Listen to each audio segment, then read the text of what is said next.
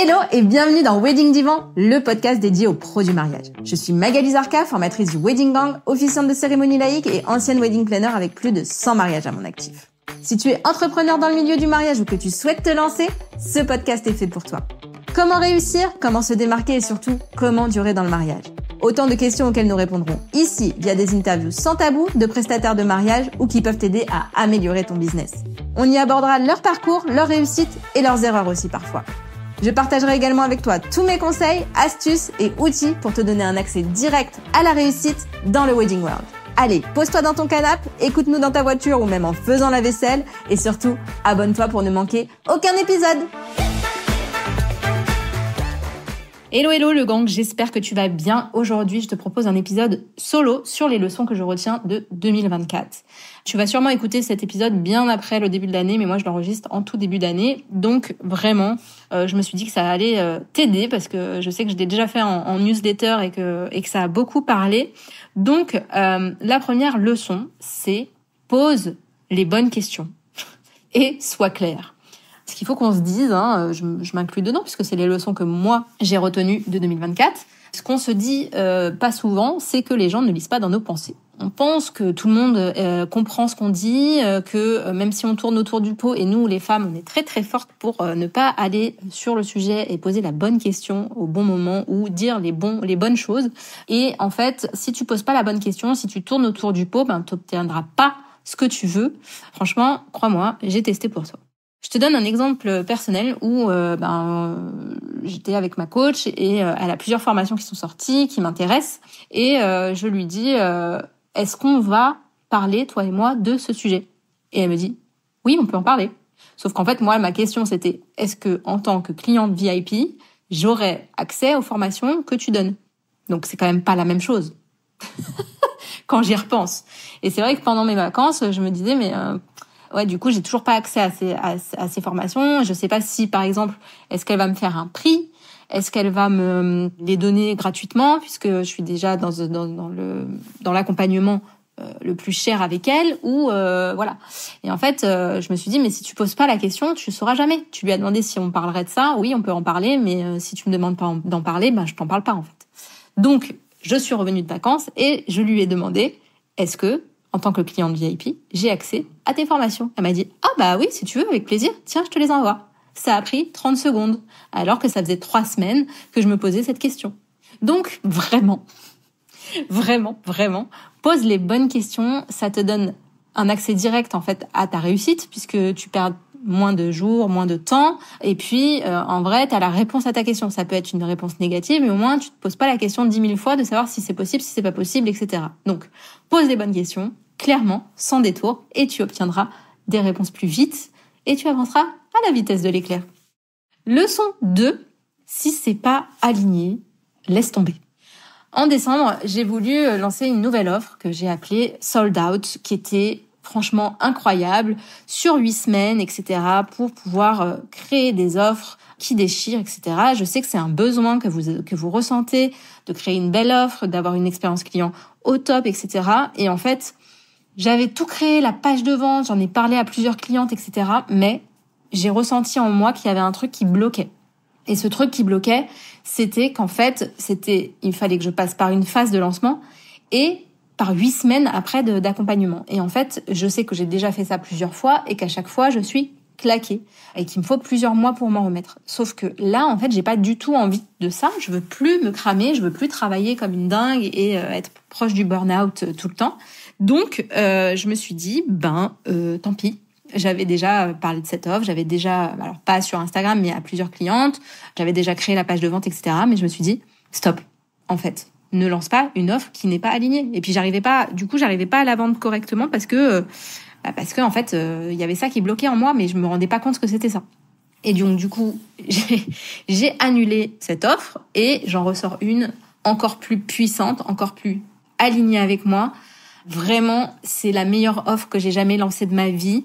Je dis ça à chaque fois que j'en lance une nouvelle, mais vraiment, en fait, à chaque fois que j'en lance une nouvelle, je sais que c'est la meilleure parce que j'ai 2 années de plus à me faire coacher 24 heures sur 24, 2 années de plus à faire un chiffre d'affaires incroyable et 2 années de plus et 10 ans d'entrepreneuriat, tu vois. Donc, j'ai laissé tomber cette offre qui était sur le papier vraiment une excellente idée.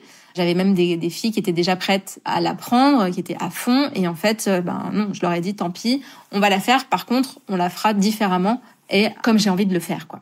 J'avais beau forcer, pousser, essayer, même si c'était une offre canon, il y avait ce truc en moi qui me disait, non, la vends pas. Parce qu'en vrai, quand tu fais quelque chose qui résonne pas vraiment avec toi, ça fonctionne pas. Donc, comme je te disais, aujourd'hui, je sors une nouvelle offre, beaucoup plus alignée. Peut-être que quand tu écouteras ce podcast, elle sera déjà sortie. Mais vraiment, j'ai hâte de vous en parler. Si tu veux en savoir plus, d'ailleurs, c'est une offre de groupe. Si tu veux en savoir plus, il y a aussi du one-to-one.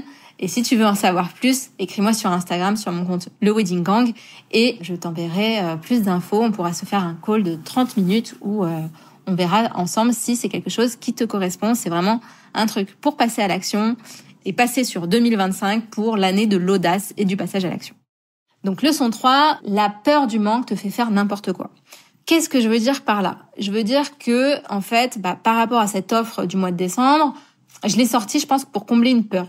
Une peur de ne pas pouvoir payer mes charges. Une peur parce que là, je me suis engagée dans beaucoup d'accompagnement. J'ai aussi une grosse équipe. Donc, du coup, voilà, fallait payer tout le monde, etc. Et en fait, je pense que je me suis dit, il faut que je sorte une offre pour pouvoir payer les charges, même si elle était excellente. Et je suis allée dans une offre qui me correspondait pas à 100%.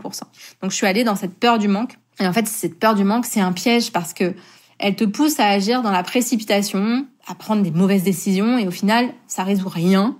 Après, ce que je me suis dit aussi, c'est que finalement, j'ai toujours eu cette peur du manque, mais en fait, c'est à moi de décider si je prends cette peur du manque comme un problème ou si je prends cette peur du manque comme un moteur.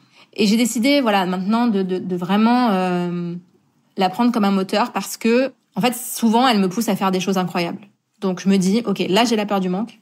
Qu'est-ce que je vais faire pour faire un truc de ouf ? Et ça change tout, je pense. Donc, ce que j'ai appris, c'est que la peur, de toute façon, c'est vrai que c'est quelque chose qui vient de ton instinct de survie, finalement. Et elle est là pour te dire, attention, tu vas mourir. La peur, c'est ça, en fait. Si tu lui dis juste, ok, je t'entends, mais je t'écoute pas. Eh bien, écoute, tu peux agir avec clarté, tu peux agir sans peur du manque, ou alors avec la peur du manque qui te dit, ok, t'as peur de manquer? Vas-y, agis, quoi. Donc, voilà. Leçon 3. La peur du manque te fait faire n'importe quoi, mais tu peux lui dire aussi que c'est ton allié. Leçon 4, tu ne peux pas tout contrôler. Ça, c'est un truc forcément que je sais depuis des années, mais cette année, en fait, je me suis rendu compte que surtout, en fait, tu peux pas contrôler les émotions des autres. Tu peux faire de ton mieux pour ne pas blesser quelqu'un, mais en fait, ça dépend pas que de toi. Parce que chacun a ses filtres, chacun a ses blessures, chacun a son passé. Et même si tu fais tout parfaitement, certaines personnes, elles peuvent être blessées. Tu peux dire la même chose à 10 personnes, et en fait, tu aurais 10 réactions différentes. Donc, vraiment, accepte ça, préserve-toi, et t'es pas responsable des émotions des autres. Donc, fais de ton mieux, bien sûr, pour pas les blesser, mais à un moment donné, tu peux pas contrôler ça, quoi. Donc ça, c'est vraiment la leçon 4. Et la dernière leçon, la leçon 5, je sais pas comment me dire ça, je pense que je devrais me le faire tatouer. Repose-toi, bordel. En fait, j'ai déjà fait si tu me connais depuis longtemps, j'ai déjà fait un burn-out en 2017. Et avant, je disais, ouais, j'ai des signes quand je suis fatiguée, j'ai mal derrière la nuque maintenant, depuis que j'ai fait le burn-out, etc. Et en fait, si tu me suis aussi depuis le mois d'octobre, tu sais que j'ai lancé un gros bundle avec 15 autres femmes, etc. Et en fait, je me suis pas reposée depuis le mois d'octobre, et donc au mois de décembre, je voulais lancer ma nouvelle offre, je voulais faire plein de choses, j'étais motivée pour faire plein de choses, mais en fait mon corps il voulait pas, quoi. Et je me suis forcée à lancer cette offre. Donc c'est vraiment la peur du manque, le fait que voilà, je voulais continuer à travailler, j'avais envie, franchement j'avais envie de travailler. C'était cool et tout, mais en fait je n'ai pas pris de pause depuis le mois d'août. Donc à un moment donné, il faut se reposer. Eh bien, j'ai encore oublié ce mot magique, le repos.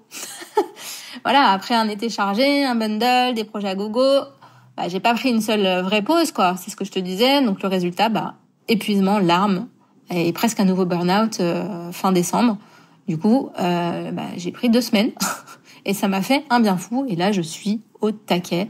Donc en vrai, cette année, vraiment, le leitmotiv, ça va être prendre des jours de repos tout le temps, en fait, toutes les semaines, et vraiment des semaines de vacances pleines. Message du futur moi à moi-même et à toi aussi si tu as besoin de l'entendre, repose-toi, bordel. Parce que si tu ne te ménages pas, tu ne tiendras pas la distance, tu ne pourras pas être entrepreneur toute ta vie parce que tu te seras cramé. Voilà pour les 5 leçons. Dis-moi laquelle de ces leçons te parle le plus. Toi, qu'est-ce que tu as appris en 2024 ? Écris-moi sur Insta et dis-moi, en fait, tout ça, ça me fera trop plaisir de te lire. Et bien sûr, si cet épisode t'a plu, partage-le sur Instagram avec un petit tag pour le Wedding Gang. Ça me fera trop plaisir. Et puis aussi, tu peux mettre 5 étoiles à ce podcast si tu le kiffes sur Apple Podcasts ou sur Spotify. Ça m'aidera beaucoup à le faire connaître. Je te dis un grand merci et à très vite pour le prochain épisode.